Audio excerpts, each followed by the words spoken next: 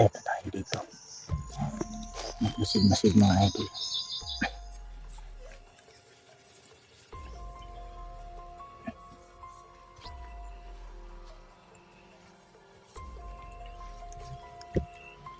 Sabi po ni Bradudong mga idol, no, kung saan daw ako makapwesto ng medyo maayos at medyo hindi delikado. Dito lang po ako natulungan mga idol. At dito na rin. Dito maghihintay sa kanya mga idol.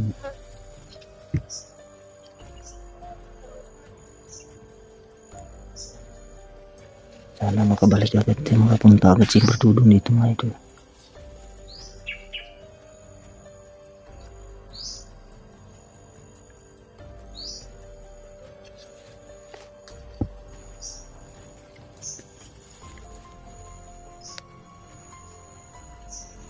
Mga idol, maraming salamat po sa pagdarasal niyo sa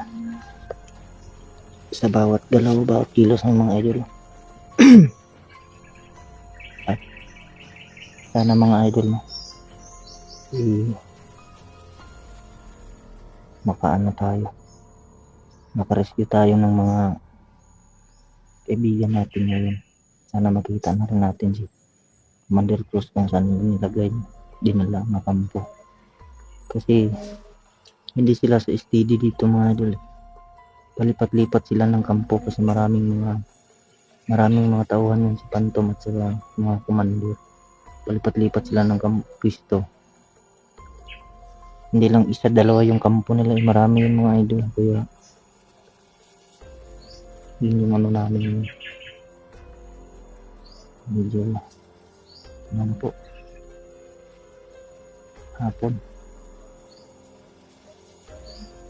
Sana makita na rin kami ni Bradudong.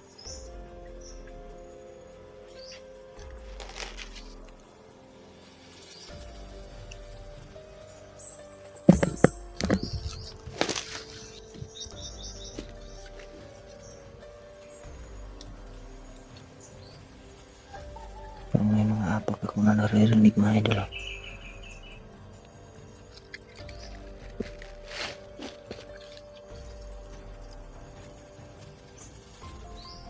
Grabe, sobrang tahimik.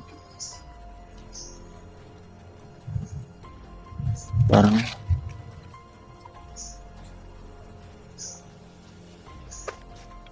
uulan mga idol.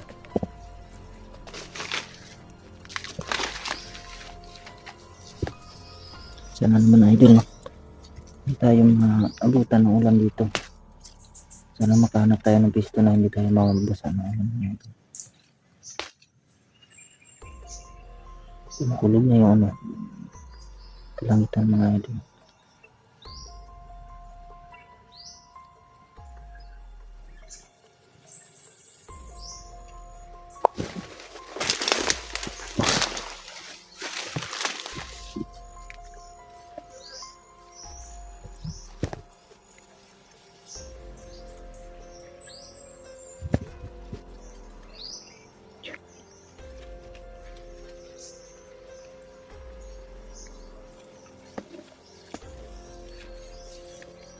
Hindi tayo nakita mga idol.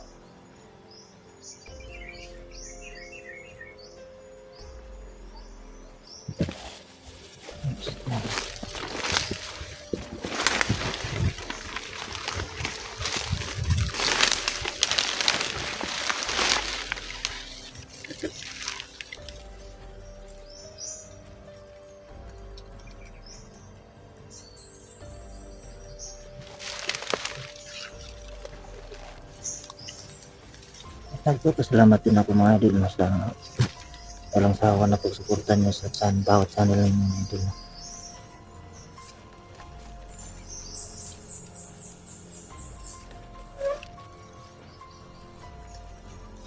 At sa mga new subscriber ko dyan po, maraming salamat po sa walang sawa na pagsuporta mga idol. Salamat po kasi at sa bawat pagdarasal ng mga idol.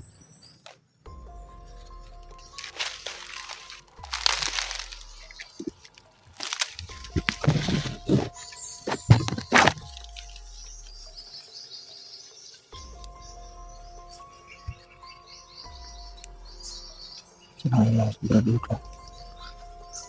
Bakit sobrang tagal?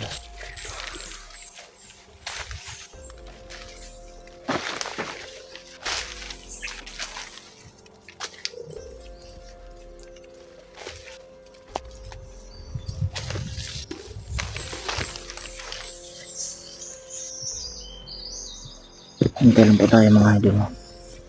Hindi tayo pwede umalis dito sa pista natin kasi sabi ng berdudong na ako alis.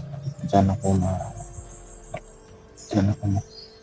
sana ko nagpahinga. Kaya dito ako nagpahinga. Sabi ko sa kanya, bro, dito lang ako. Malapit lang. Sabi na, huwag kang alis dyan. Pupunta na ako dyan. Masid-masid ba tayo mga idol? May nakita tayo na iba na namanap tayo na ibang aura. Malakas man o hindi tayo lalabas, hindi tayo papakita kasi delikado. Baka malagay tayo sa kagipitan at pabihag tayo mga idol. Hindi pwede yun mga idol.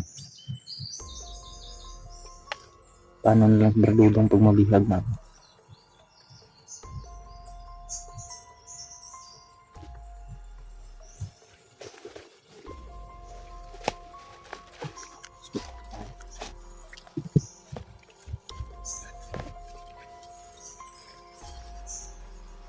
Mga idol, sana naman mahanap namin nakita na namin si Commander Cruz kasi para naman makauwi kami. Kasi nga po pangangailangan din sa pamilya mga idol. Kunting problema mga idol.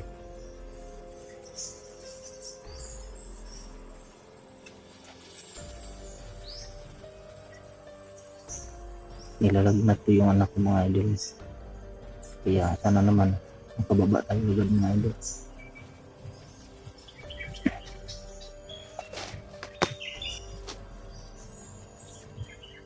Sana magtagumpay ang mission na ito mga idol. Wala nang iba pang mga inosinteng tao na nadamay nila mga idol. Kasi sobrang kawawa na talaga yung mga inosente na walang kaalam-alam. Yung wala silang alam sa ganitong nangyayari. Talagang lang mapapatay na lang mga idol at saka bibihagin nila, no? Sana naman mga idol napuksa na tong mga tulangian ng mga idol.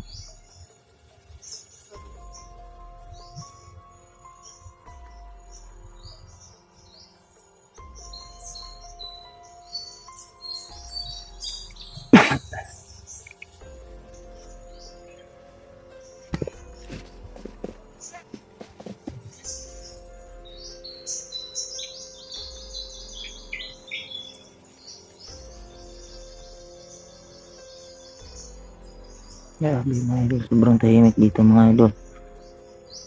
Sa tingin mo parang walang mga tao, pero andyan lang pala sa paligid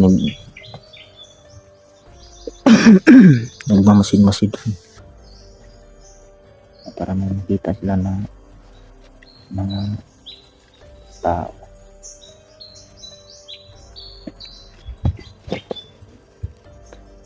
Yan po mga idol, yan banda.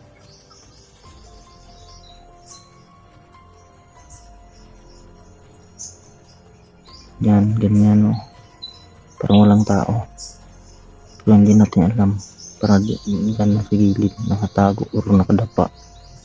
Kaya huwag tayong padalos-dalos na lumabas dito sa pisto po mga idol. Medyo safety naman dito, may kunting may kunting aura din na pa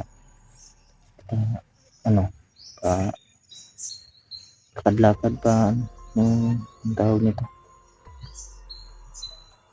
nagdadaan pa pero hindi naman masyadong malapit kasi Malayo lang naman sila mga idol.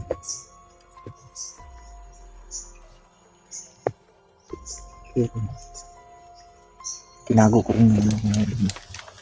Tinago ko rin yung presensya ng mga idol. Kaya kahit na lakat-lakat sila dyan mga idol, naghanap, hindi nila ako magkita. Hindi ako magkita.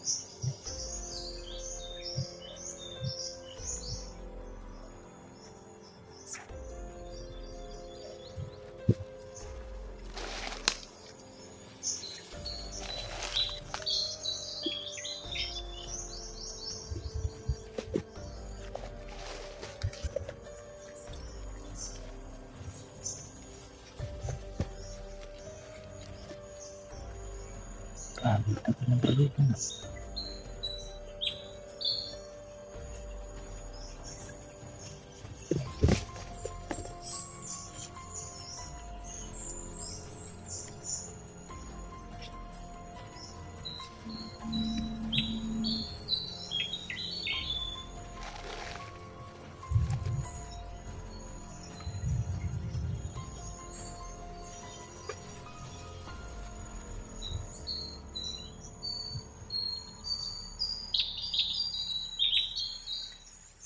Masip na sila mga tayo mga idol. Tingin tayo sa paligid.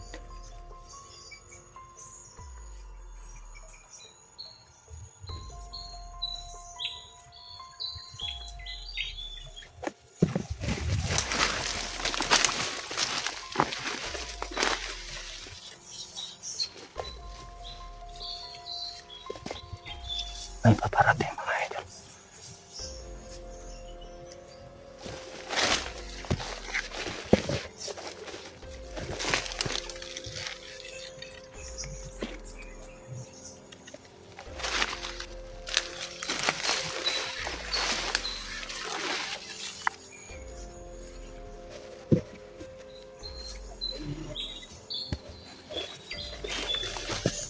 Bro.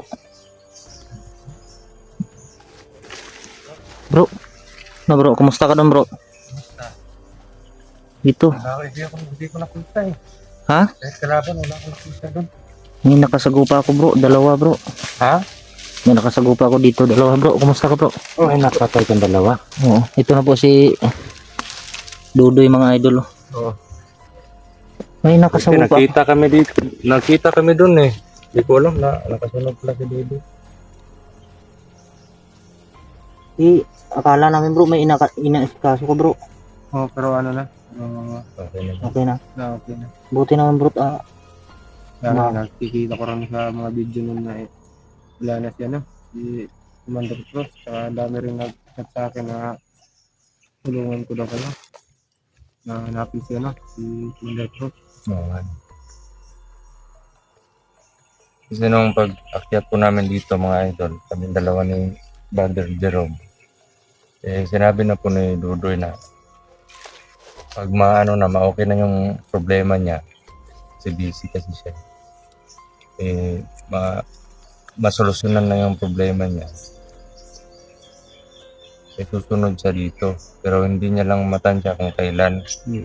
Kaya buti na lang nakita kami dito, andun kanina. Inaano ko nga eh, kumbaga nagmamasid lang ako kasi nakita ko yung ulo niya palingon-lingon lang eh. Dito ako nakapisto bro. Tingin ko, parang nakaitim. Nagtago ko dyan. Tingin ko, laban na naman to. Akala mo kalaban? Oo, akala ko kalaban na eh. Kasi dalawa eh. At hindi ko nakita yung hawak niya bro. Kaya nakakasama tayo dito. May dumaan dito bro. Kanina? Oo, dalawa. Patungo dun. Hindi ko alam kung saan pupunta yun. Hindi ako umalis dito, nagtago. Anong aura, anong istura? Hindi pa si Phantom yun? Hindi si Phantom yun bro. Baka ano lang yun, nag-survey?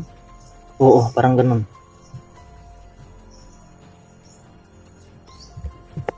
Okay, kumpiyansa kasi marami ding mga ibang commander na nandito na siguro, hindi lang natin alam. Oo. Malalakas pa naman yung mga banal na yan. Hindi sa ngayon lang si Commander Cruz lang. Yung panigurado sigurado na yan. Oo. Wala na. Puro pasa na yung katawan ng bro. Sana yun yun. Agad natin yun para maka-iwan na tayo. Oo.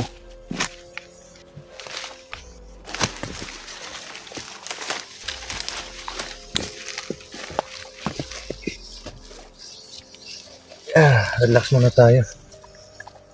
Mga idol, relax po muna tayo. Ipon tayo ng lakas saglit. Parang naubusan ako ng lakas sa dalawa bro. Ha? Parang naubusan ako ng lakas.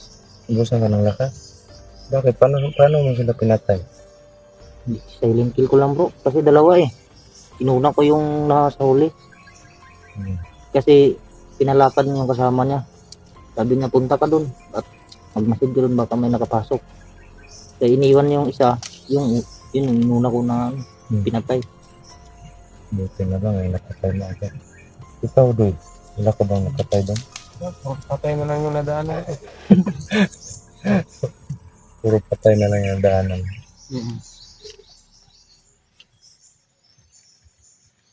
Galit pa yung isa bro. Sabi niya pag nakita ko na vlogger dito, papatayin ko talaga. Sabi niya? Parang parang sobrang tahimik ang area na dito. Oo. Tahimik ko bro, hindi mo alam bro, nandiyan lang sa paligid bro. Hindi kaya nagpupulong-pulong sila ngayon? Siguro. Kailangan na alerte tayo. Tingin ka dyan sa likod doon.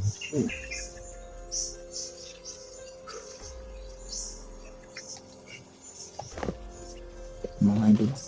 Pagod na pagod si Bro Dudong. Kung kaya pa namin magtagal dito ng ilang araw. Hindi po kami susuko hanggat di namin nakukuha si Commander Cruz at yung Iba pang mga bihag. at talong hindi kami susuko pag hindi tapos yung mga kalaban na yun.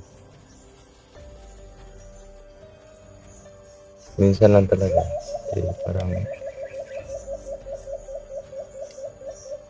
Parang nalilito kami doon sa plano ng mga kalaban. Parang ginagamitan kami ng sabulag. Minsan nga nakakadaan ako ng mga kahoy na parang may mali. Kahoy na may mali. Minsan kasi may mga abilidad yan na kala natin kahoy lang pero may sabulag pala. Oo. Nagpapanggap na kahoy mga kalaban pala. Yan yung pinakamalakas na sabulag mga idol. At eto doy. Delikado yung sitwasyon kasi kumakain na ng tao yung mga kalaban natin dito. Parang carnival. Yung kagabi, narinig namin yung dalawa Hindi na. kaya mga aswang yan? Ewan ko lang. Baka siguro sa naging sakim sila sa kapangyarihan. Ano yung mga nilason ng ginamit ng mga commander nila na malason yung isipan nila. Siguro parang uhaw sila sa dugo at laman. Oo narinig namin ni Bro Dudong kagabi. Narinig namin na kakatayin nila si Commander Cruz ngayong araw. At kakainin daw. Siguro hindi naman sila siguro gutom bro or nagugutom talaga. Nawala ng makain. Kaya kumakain na sila ng tao. Siguro. Kanina pa itong bibig ko buka ng buka. Nanto ka ba? Ewan ko. Parang may kutob ako may masama mangyari. Pero alam ko naman na ito pababayaan ng Panginoon.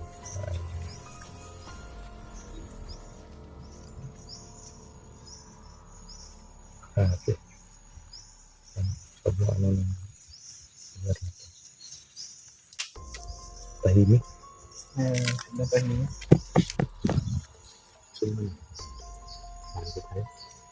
Tara. Paki